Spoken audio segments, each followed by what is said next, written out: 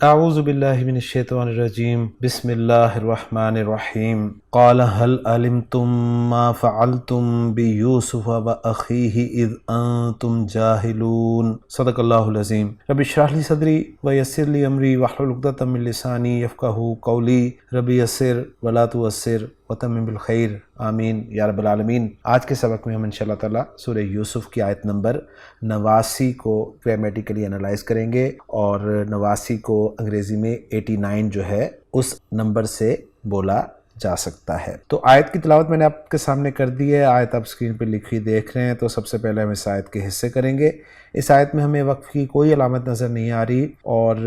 ایک واو عاطفہ نظر آ رہا ہے، لیکن وہ واو عاطفہ جو ہے دو اسماء کو جوڑ رہا ہے، لہٰذا ہم اس آیت کا مزید کوئی حصہ نہیں کریں گے، بلکہ ایک ہی حصے میں انشاءاللہ تعالیٰ اس آیت کو انالائز کرنے کی کوشش کریں گے۔ تو پہلے ہم اس آیت کے الفاظ پہ بات کر لیتے ہیں۔ اس میں پہلا لفظ جو ہے وہ ہے قالا، فعل ماضی واحد مذکر غائب کا صیغہ ہے۔ حل حرف استفہام ہے، اور علمتم فعل ماضی جمع مذکر حاضر کا صیغہ ہے۔ علم یعلم باب سمیع اسمہ سے استعمال ہوتا ہے، اور جاننا کے معنی میں یہ آتا ہے۔ ما جو ہے یہاں پر بلو کلر میں دکھایا گیا ہے، تو یہ ما موصولہ ہے۔ فعلتم فعل ماضی جمع مذکر حاضر کا صیغہ، فعل یفعلو کرنا کے معنی میں۔ با حرف جر ہے، جس کے بعد یوسف اسم مجرور آپ دیکھ رہے ہیں۔ واو حرف ہے۔ اخی یہ اخو کی مجرور فارم ہے، اور اس کے ساتھ ضمیر جو لگی ہوئی ہے وہ ضمیر مجرور متصل ہے واحد مذکر غائب کی۔ اس یہاں پر ظرف ہے، اور انتم ضمیر ہے جمع مذکر حاضر کی، ضمیر مرفوع منفصل، اور اس کے بعد جو لفظ آخری آ رہا ہے اس آیت کا وہ ہے جاہلون، جو کہ جاہل کی جمع ہے، اور جیم ہا اور لام روٹ لیٹرز کو استعمال کرتے ہوئے یہ صیغہ اسم الفاعل ہے۔ جیم ہا لام باب سین سے استعمال ہوتا ہے۔ جہل یجہلو جہالتن، جس کے ایک معنی ہوتے ہیں ذہن کا علم سے خالی ہونا، یعنی نہ جاننا، ناداں ہونا، اور دوسرے معنی ہے اس کے ذہن میں حقیقت کے خلاف نظریات اور عقائد کا ہونا، یعنی غلط خیالات رکھنا۔ اسی سے پھر خان صاحب بتا رہے ہیں کہ جاہل اسم الفاعل ہے، نہ جاننے والا یا غلط خیالات والا۔ تو الحمدللہ جی، ہماری ورکنگ جو تھی الفاظ کے حوالے سے وہ ہم نے مکمل کر لی ہے۔ اب ہم دیکھتے ہیں ڈاکٹر عبدالرحیم صاحب کی ورکنگ کو مفتی سعید صاحب کی زبانی۔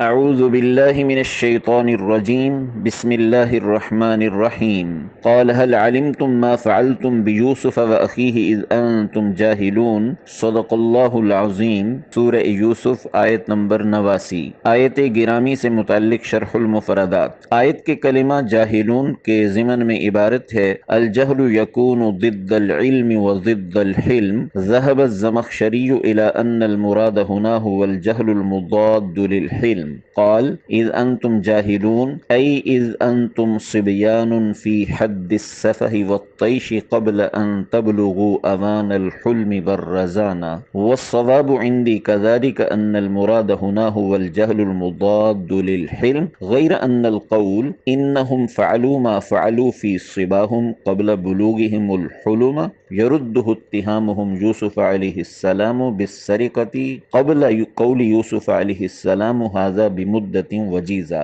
على كل ان قول يوسف عليه السلام اذ انتم جاهلون ينفي عنهم الجهل بنوعيه عند النطق بهذا القول، لأن إذ ظرف لما مضى هذا، وتأتي إذ للتعليل كما في قول الفرزدق فأصبحوا قد أعاد الله نعمتهم إذ هم قريش وإذ ما مثلهم بشر۔ وإذا كانت في الآية بمعنى التعليل لا يقتضي قول يوسف عليه السلام انقضاء جهلهم۔ اس عبارت میں کلمہ الجہل کی معنوی تشریح کرتے ہوئے یہ بات کہی جا رہی ہے کہ کلمہ الجہل دو کلمات کی ضد کے طور پہ استعمال ہو جاتا ہے، العلم کی ضد کے طور پہ اور الحلم کی ضد اور متضاد کے طور پہ۔ دونوں صورتوں میں اس کے معنی میں فرق ہوگا، چنانچہ العلم کی ضد کے طور پہ استعمال ہو تو اس کا معنی ہوگا ناواقفیت، کم علمی اور جہالت، جبکہ الحلم کی ضد کے طور پہ استعمال ہو تو اس کا معنی ہوگا ناسمجھی، کم عقلی اور بے وقوفی۔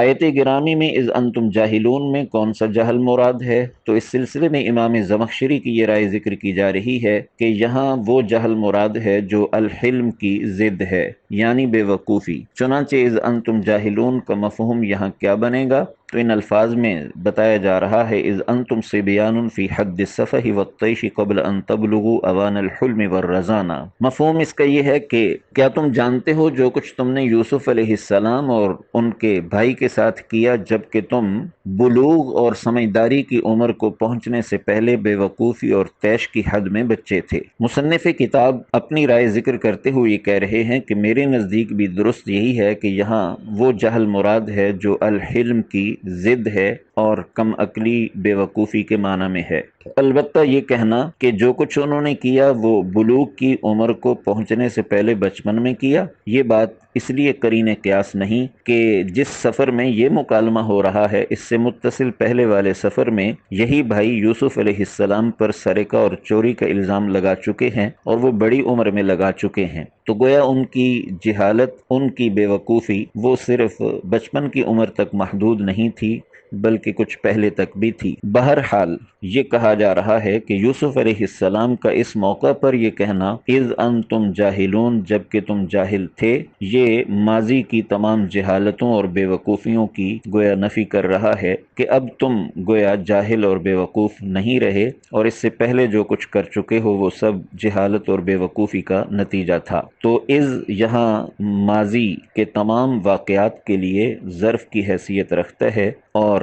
اس کے ذریعے گویا ماضی کی ہر قسم کی جہالتوں، بے وقوفیوں کی اور جہل کی جو دونوں نوعیتیں ہیں یعنی لا علمی ہو یا بے وقوفی ہو، دونوں کی نفی اس سے ہو رہی ہے۔ لیکن یہ سب کچھ اس وقت ہے جب کہ ہم اذ کو ظرفیہ مانیں، لیکن اذ کبھی تعلیل کے لیے بھی آ جاتا ہے، یعنی گزشتہ بات کی علت کو بیان کرنے کے لیے، جیسے فرزدق کا شعر پیش کیا جا رہا ہے اور یہ اس کے اس قصیدہ مدحیہ کا شعر ہے جو اس نے عمر ابن عبدالعزیز رحمہ اللہ کی مدح میں کہا تھا فَأَصْبَحُوا قَدْ أَعَادَ اللَّهُ نِعْمَتَهُمْ اِذْ هُمْ قُرَيْشٌ وَإِذْ مَا مِثْلَهُمْ بَشَرٌ۔ ترجمہ اس کا یہ ہے کہ وہ قریش ایسے ہو گئے کہ اللہ نے ان کی نعمت کو لوٹا دیا اس لیے کہ وہ قریش ہیں اور کوئی بھی بشر ان کی مثل نہیں ہے۔ تو یہاں اذ ہم قریش یا اذ ما مثلہم بشر اذ تعلیل کے لیے ہے کہ اللہ تبارک و تعالی نے عمر ابن عبدالعزیز رحمہ اللہ کی شکل میں اپنی نعمت کو ان لوگوں کے لیے لوٹا دیا اس لیے کہ یہ قریش ہیں اور بشر میں سے کوئی بھی ان کی مثل نہیں ہے۔ یہاں آیت گرامی میں اگر اذ کو تعلیلیہ مانے تو یوسف علیہ السلام کا یہ قول اذ انتم جاہلون، یہ یوسف علیہ السلام کے بھائیوں کے جہل کے اس وقت خاتمے کا تقاضا نہیں کرتا، یعنی اب ترجمہ اس آیت کا یہ بنے گا کہ کیا تم جانتے ہو جو کچھ تم نے یوسف علیہ السلام اور ان کے بھائی کے ساتھ کیا اس لیے کہ تم جاہل ہو، یعنی ماضی میں بھی تھے اور اب بھی ہو، تو گویا ان کے جہل کے انقضاء اور خاتمے کا تصور پھر اس میں نہیں پایا جائے گا اور ان کے جہل کے استمرار پر ایک قسم کی دلالت ہوگی۔ آیت گرامی سے متعلق ایضاحات نحویہ۔ آیت کے جملہ ما فعلتم بیوسف و اخیہ کے ضمن میں عبارت ہے ہذہ ما المصدریہ ای فعلکم بیوسف۔ اس عبارت میں ایک اعرابی احتمال ذکر کرتے ہوئے یہ کہا جا رہا ہے کہ ما فعلتم کا ما مصدریہ ہے اور یہ اگلے جملے کو مصدر کی تعویل میں کر دے گا اور عبارت کی حقیقت یہ بنے گی هل علمتم فعلکم بیوسف و اخیہ، کہ کیا تم یوسف علیہ السلام اور ان کے بھائی کے ساتھ اپنی کارروائی کو جانتے ہو۔ آیت کے جملہ انتم جاہلون کے ضمن میں عبارت ہے انتم جاہلون فی محل جر مضاف الیہ۔ اس میں یہ بتانا مقصود ہے کہ اذ انتم جاہلون میں اذ ظرفیہ مضاف ہوگا اور انتم جاہلون یہ جملہ اس کا مضاف الیہ قرار پائے گا اور محل جر میں ہوگا۔ تو الحمدللہ جی مفتی سعید صاحب کی زبانی آپ نے آیت نمبر 89 کے تحت ڈاکٹر عبدالرحیم صاحب کی ورکنگ کو دیکھ لیا۔ اب ہم چلتے ہیں اس آیت کے جو جملے ہیں ان کے اعراب کی طرف۔ تو قالا فعل با فاعل ہے، ہوا ضمیر مرفوع متصل اس کا فاعل ہے، اور اب مقول القول چاہیے تو وہ حل سے شروع ہو رہا ہے۔ حل حرف استفہام ہے، علمتم فعل با فاعل ہے، تم ضمیر مرفوع متصل اس کا فاعل ہے، اور اب علمتم فعل کے لیے مفعول بھی چاہیے تو وہ ما سے شروع ہو رہا ہے، اور ما جیسا کہ میں بتا چکا ہوں ما موصول ہے، اور ما موصول ہے یہاں پر محلاً منصوب مفعول بھی ہو جائے گا علمتم فعل کے لیے، لیے، اور ما اس میں موصول اکیلا نہیں آتا، لہٰذا اس کا جو صلۃ الموصول ہے وہ ہے فعلتم بیوسف واخیہ اذ انتم جاہلون۔ تو صلۃ الموصول کو اب میں انالائز کرنے لگا ہوں۔ فعلتم فعل با فاعل ہے، تم ضمیر مرفوع متصل فاعل، با حرف جر، یوسفہ مجرور ہے، لیکن ساتھ ہی اس کو ہم پہلے معطوف علیہ بنائیں گے، اور اس کے بعد واو عاطفہ ہے، اخی مضاف ہے جس کا مضاف الیہ جو ہے وہ ہا ضمیر آپ دیکھ رہے ہیں، یوں مضاف اپنے مضاف الیہ سے مل کے یہ معطوف ہو جائے گا،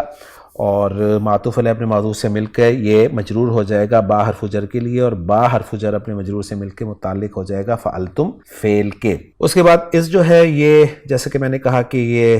ظرفیہ ہے اور مضاف ہو کر استعمال ہوتا ہے، اور اس کا مضاف الیہ جو ہے وہ جملہ اسمیہ کی صورت میں آپ دیکھ رہے ہیں انتم جاہلون، جس میں انتم مبتدا ہے ضمیر مرفوع منفصل، اور اس کی خبر جو ہے وہ جاہلون ہے، اور پھر مبتدا اپنی خبر سے مل کر جملہ اسمیہ ہو کر محلاً مجرور مضاف الیہ بن رہا ہے اس ظرف کے لیے، اور یوں اس ظرف اپنے مضاف الیہ سے مل کر مفعول فی بن رہا ہے فعلتم فعل کے لیے، اور پھر فعلتم فعل اپنے فاعل، اپنے متعلق اور اپنے مفعول فی سے مل کر جملہ فعلیہ ہو کر صلۃ الموصول بنا، ما اسم موصول کے لیے، اور ما اسم موصول اپنے صلۃ الموصول سے مل کر مفعول بہ بنا علمتم فعل کے لیے، اور علمتم فعل اپنے فاعل اور مفعول بہ سے مل کے جملہ فعلیہ ہو کر محلاً منصوب مقول القول مفعول بہ بنا قال فعل کے لیے، اور قال فعل اپنے فاعل اور مفعول بہ سے مل کر جملہ فعلیہ بن گیا۔ تو الحمدللہ جی یہ ورکنگ تھی ہماری۔ اب ہم دیکھتے ہیں مامو صافی صاحب کی ورکنگ کو کہ انہوں نے آیت نمبر 89 کو کس طرح انالائز کیا ہے۔ مامو صافی صاحب نے جو جملہ ہے اس کو مستانفہ قرار دیا ہے، لا محل لا استنافیہ، حل علمتم فی محل نصب مقول القول، انتم جاہلون فی محل جر مضاف الیہ، اور فعلتم جو ہے لا محل لا صلۃ الموصول ما، اور آیت کو انہوں نے کہا ہے کہ یہاں پر محذوف ہے۔ تو الحمدللہ جی ہماری جو ورکنگ تھی وہ 100% میچ کر گئی ہے مامو صافی صاحب کی ورکنگ کے ساتھ۔ اب ہم دیکھتے ہیں اس آیت کا ترجمہ۔ اس آیت کا ترجمہ کچھ یوں کیا گیا ہے، قالا اس نے کہا، حل علمتم کیا تم نے جانا، ما فعلتم بیوسف و اخیہ اذ انتم جاہلون کہ تم نے یوسف اور اس کے بھائی کے ساتھ کیا کیا جب تم نادان تھے۔ تو یہ ترجمہ اس کا کیا گیا، اور یہاں پر کیا کیا بتا رہا ہے کہ یہاں پر ما کو جو ہے وہ استفہام کے لیے استعمال کیا گیا ہے، اور ہم نے جو ہے اس کو اس میں موصول کے طور پہ استعمال کیا ہے۔ تو بہرحال سورہ یوسف آیت نمبر 89 والی مکمل ہو جاتی ہے۔ انشاءاللہ تعالیٰ اگلے لیکچر میں اگلی آیت کے ساتھ آپ سے ملاقات ہوگی۔ سبحانک اللہم و بحمدک، اشہد ان لا الہ الا انت، استغفرک و اتوب الیک۔